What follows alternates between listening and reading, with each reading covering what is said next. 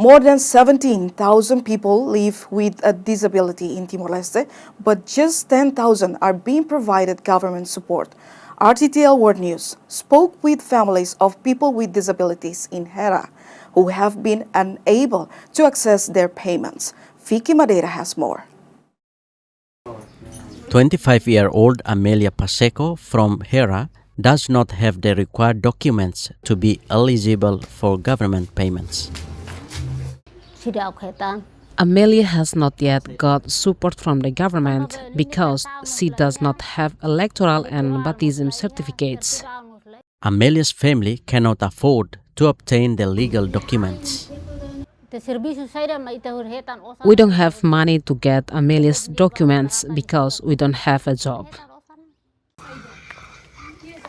RTTL World News also met January de Suarez in Hera, who faces similar problems.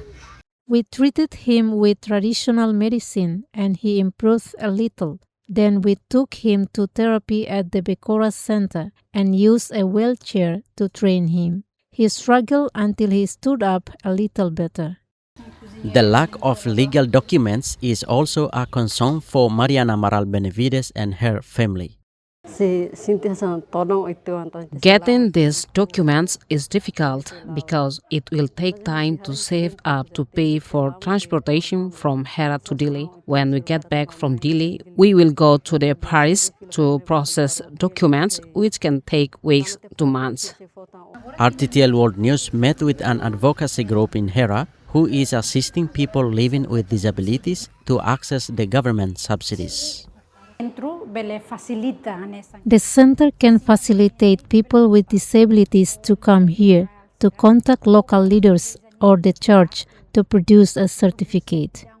People living with disabilities in Timor-Leste are entitled to a payment of $180 every 3 months. The government says legal documents are required to access the subsidies. Certainly, one of the criteria is the electoral card, identity card. This is also a requirement that our fellow people with disabilities must have to access the subsidies. But families and advocates are calling for more assistance from the government for those who are unable to access their documents and subsidies. I asked the local leaders to help us so that our children can access subsidies from the government like their fellow disabled people. This is our hope. People with disabilities deserve special treatment, but I believe that people with disabilities have not been treated properly. The 2022 census shows that access to education and formal employment opportunities remains uneven for those with disabilities, with just 19.1% currently employed and 16.1% aged 5 to 29 attending school. Vicky Madeira, Judas Magno, RTTL World News.